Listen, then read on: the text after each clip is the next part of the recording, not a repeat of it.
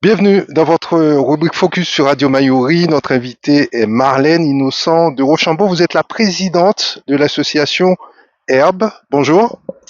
Bonjour. Merci beaucoup d'avoir accepté notre invitation. L'association Herbe, que peut-on en dire? Depuis combien de temps existe-t-elle, cette association? Alors, l'association Herbe, déjà, je vais vous donner la définition. C'est Havre, ensemble, ressources, bien-être. Elle existe depuis 2018, date à laquelle je suis revenue en Guyane. Et voilà. Parlez-nous de vos motivations à créer cette association Herbe. Alors, en revenant en Guyane, en tant qu'infirmière, je trouve eu un poste en tant qu'infirmière chez les autistes. Et c'est à ce moment-là que je me suis rendu compte qu'il y avait dans notre population des personnes qui étaient en faiblesse et qui étaient en demande, c'est-à-dire nos aidants. Je travaillais chez les autistes, donc il y a les parents, l'approche famille, donc les proches aidants qui étaient souvent en difficulté dans la mesure où ils devaient s'occuper de leur enfant en situation de handicap ou de différence et pour cela 24 heures sur 24 heures sur 24. Et donc je me suis dit que c'était dommage que dans notre région, dans notre population, en fait, il n'y a pas de structure, par exemple, de répit. Et en 2018, je me suis mise à travailler sur des propositions de répit pour nos proches aidants, afin de leur permettre dans la journée de se reposer, de pouvoir confier leur aidé et de pouvoir aller à la pharmacie, de pouvoir aller faire des courses, aller chez le médecin ou alors tout simplement de prendre une heure de répit, un petit bol d'oxygène. Voilà le début de l'aventure de Herbe. Parlez-nous de vos équipes. Est-ce qu'il y a des bénévoles au sein de l'association? Combien sont-ils? Alors maintenant, nous sommes une association avec à peu près une soixantaine d'adhérents et une quinzaine de bénévoles à mes côtés pour pouvoir aller voir les gens, pour pouvoir être à l'écoute et surtout aussi pour pouvoir organiser des actions. Parce que l'association Herbe, c'est surtout et avant tout aller et être sur le terrain. Et pas que seulement à Cayenne et aux environs, mais aussi dans nos communes, c'est-à-dire pour l'instant nous sommes dans 3 communes, Matoury, Makouria, Rémière-Montjoly, mais l'objectif c'est d'aller à Sinamari, à Kourou, à Irakubo, voire même jusqu'à Saint-Laurent. Parlez-nous des soutiens dont bénéficie l'association Herbe.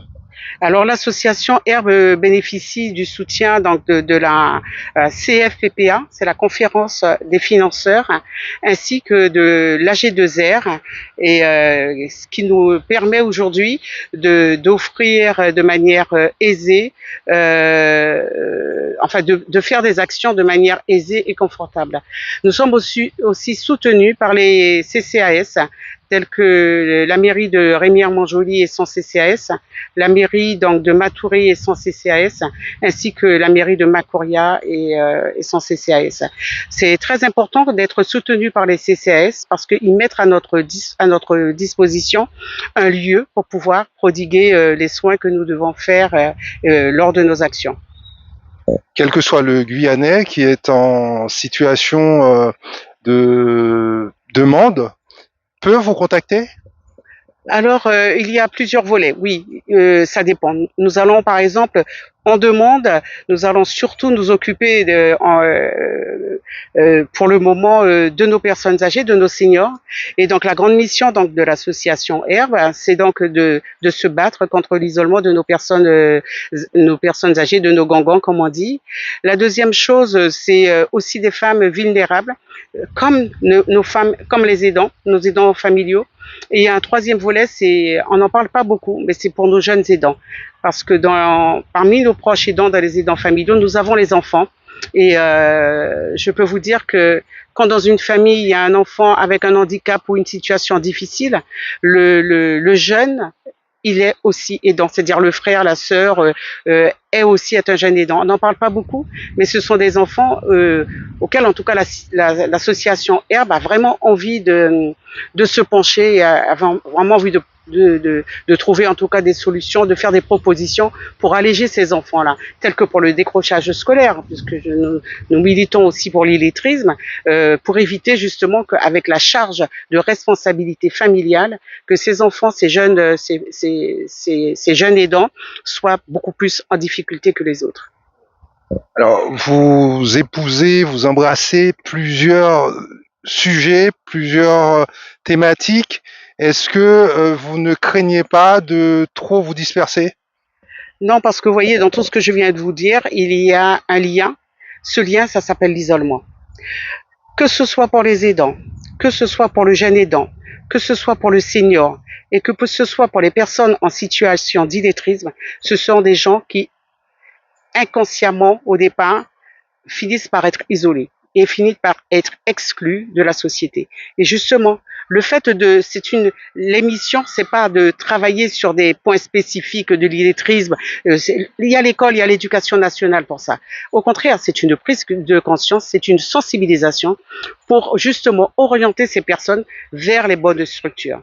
Le jeune aidant, je n'ai pas de structure pour pouvoir recevoir les jeunes aidants, mais nous pouvons être une structure d'accueil, de sensibilisation, d'aide aux familles pour que ces personnes ne restent pas exclues et ne se disent pas nous n'avons rien pour nous, mais au contraire de les aider à aller vers les structures qui existent. Le peu, il y en a très peu, mais il en existe quand même un peu. Alors, sur tous ces volets que vous avez énumérés, il y a l'association Eben qui intervient sur un certain nombre. Est-ce que cette association fait partie de vos partenaires ou est-ce que vous voulez compléter l'offre que propose déjà ce type d'association sur le territoire? Alors effectivement, c'est une très bonne question que vous me posez parce que quand je suis arrivée, l'association Eben existait, comme la d'API où j'ai travaillé, mais l'association Eben avait à l'époque, parce que ça ne fait que très peu de temps qu'ils sont sur Saint-Laurent, mais n'était que sur Cayenne, ça faisait des années, et n'avait qu'une petite structure. Je m'explique. C'est-à-dire que c'était en nombre de lits. C'est-à-dire que quand vous avez une vingtaine de lits, la population guyanaise, vous vous en doutez bien, ne s'arrête pas à 20 personnes. Ce que je proposais, c'était une structure qui permettait un tour de rôle, c'est-à-dire que pendant 90 jours ou pendant 30 jours, une famille pouvait bénéficier de la structure et ensuite c'est une autre famille qu'on puisse pas garder que la même famille pendant 1 an, 2 ans, 3 ans et les autres sont à la porte en attendant, en espérant qu'il y ait une mort, que les personnes... Non, il aurait fallu qu'il y ait une rotation qui puisse permettre à tout un chacun. Donc en fait, j'avais proposé comme une sorte de garderie, une structure qui permettrait donc à l'aidant, disant j'arrive, je pose mon aidé ou moi je me prends une petite heure de repos, je reste 1 heure, 2 heures ou 3 heures, ensuite je pars. Mais cette personne il n'y a pas qu'elle dans cette structure. Elle part, mais il y a quelqu'un d'autre qui viendrait l'après-midi si elle était là le matin. C'est cette rotation qui manque sur les structures guyanaises. Ce sont des structures trop fixes, à mon sens. Mais par contre, l'Eben fait un très gros travail parce qu'il n'y a rien d'autre. Donc c'est très bien. Mais malheureusement, il faudrait d'autres structures qui puissent proposer autre chose et notamment cette rotation. Comme une garderie, vous arrivez, les parents déposent leurs enfants, ensuite il y en a, vous voyez ce que je veux dire? Une halte garderie, on reste 2 heures, 3 heures, hop, on repart pendant, et voilà. Je pense que ça serait très important, surtout en Guyane où nous n'avons pas grand chose, donnant la possibilité à d'autres personnes de pouvoir bénéficier d'1 heure de répit, comme on dit. Ce modèle que vous souhaitez proposer, vous l'avez déjà vu en œuvre ailleurs? Bien sûr, parce que j'ai fait aussi un DU de répit à Lyon. Et donc, effectivement, nous avons partout, même aux Antilles d'ailleurs, des structures qui permettent cette rotation. En Guyane, j'ai pas réussi à faire passer... Moi, je suis arrivée, j'avais quitté la Guyane depuis longtemps, j'ai pas de réseau, j'arrivais avec mes gros sabots en proposant, et à l'époque quand j'ai parlé de répit, on me regardait, on me disait c'est quoi le répit et tout, parce que d'abord en plus on n'en parle pas. on ne sensibilise pas la population.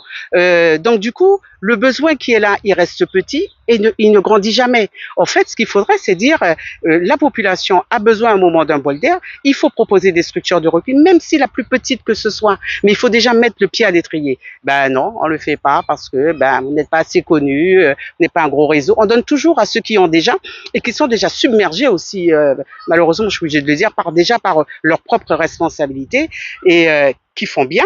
Mais il y a un moment donné, il faut passer aussi où, enfin, je pense qu'il y a énormément de personnes qui pourraient proposer des structures, mais c'est très très très très compliqué d'y arriver en tout cas. Les propositions ne suffisent pas. Finalement, ce que vous proposez aujourd'hui est quelque peu dénaturé par rapport à votre idée initiale. Ah oui, parfaitement. L'idée initiale, c'était vraiment de proposer une structure de répit, une sorte de halte répit, j'appelais ça, qui puisse permettre aux gens de passer à n'importe quel moment de la journée en ayant pris un petit rendez-vous. Aujourd'hui, j'ai besoin de 2 heures, est-ce que c'est possible? C'était ça la vraie nature, en tout cas, de Herbe, en tout cas, au départ. Et ça ne s'est pas fait, mais je me dis que dans la vie, on peut toujours être utile. Et j'ai trouvé que m'occuper aussi des seniors, parce que là aussi, il y a énormément de seniors qui vivent seuls et et qui et qui ont besoin en tout cas d'être de stimulus. Nous avons des gens qui ont la maladie d'Alzheimer, ils ont besoin de stimulus. Il y a des gens qui se retrouvent, les enfants sont à Paris, les enfants ont leur et puis même si les enfants sont là, ils ont leur propre responsabilité et c'est les seniors sont en attente. Ils attendent. Et moi, je trouve que, en tout cas aujourd'hui, je suis très très très heureuse de ce travail, de ces actions sur l'isolement pour la lutte contre l'isolement pour nos seniors. Après des années hors du territoire, vous avez fait le pari de revenir en Guyane? Ah, mais je suis partie, mais j'ai toujours dit que je reviendrais chez moi, et je l'ai fait parce que c'était un souhait dès le départ. Jamais je suis partie en disant, et pourtant je suis restée très très très longtemps, plus de 20 ans en métropole. Mais dès que mes filles ont été en âge de voler de leurs propres ailes, je suis revenue en Guyane parce que j'adore la Guyane. Je suis guyanaise et j'aime mon pays, hein, tout simplement. Et j'ai des choses à faire et j'ai envie de les faire. Pour le moment, la première impression que vous avez, elle est plutôt positive, elle est plutôt bonne. Oui, je pense que je sais pas si c'est de la chance, mais en tout cas, oui, j'ai une j'ai aussi beaucoup d'espoir, voilà. J'ai de l'espoir aux gens qui ont envie de faire des choses. Je rencontre des gens fabuleux. Je suis aidée, je suis soutenue. Je ne peux que trouver ça bien. Je suis très épanouie dans ce que je fais et avec l'accompagnement que j'ai autour de moi. Et on va terminer par en évoquant votre parcours, puisque aujourd'hui vous êtes infirmière. Est-ce que vous pouvez nous parler, avant de se faire dévorer par les moustiques, puisque nous sommes au Jardin botanique et en Guyane, c'est aussi une des caractéristiques de notre beau département. Parlez-nous rapidement de votre parcours. Comment en êtes-vous arrivé à faire des études d'infirmière et à exercer aujourd'hui ce métier? Eh bien, mes études d'infirmière, je les ai fait écouter pas loin d'ici, hein, dans l'ancien hôpital de Cayenne. Je fais mes études en Guyane d'infirmière. Je suis ensuite partie pendant plusieurs années. Je suis allée au Japon où j'ai travaillé, où j'ai appris autre chose.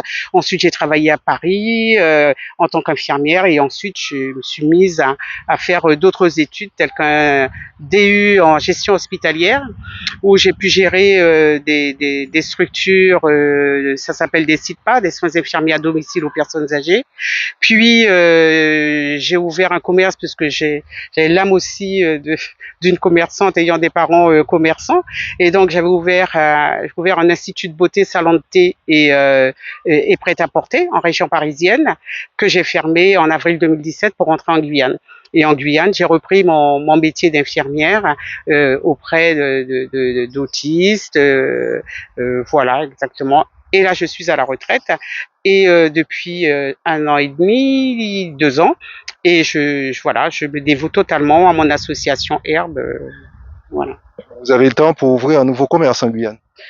Ah non, ça par contre, voyez-vous, je ne ferai plus de commerce et en Guyane, non, franchement non, je préfère encore non, non, non, pas du tout.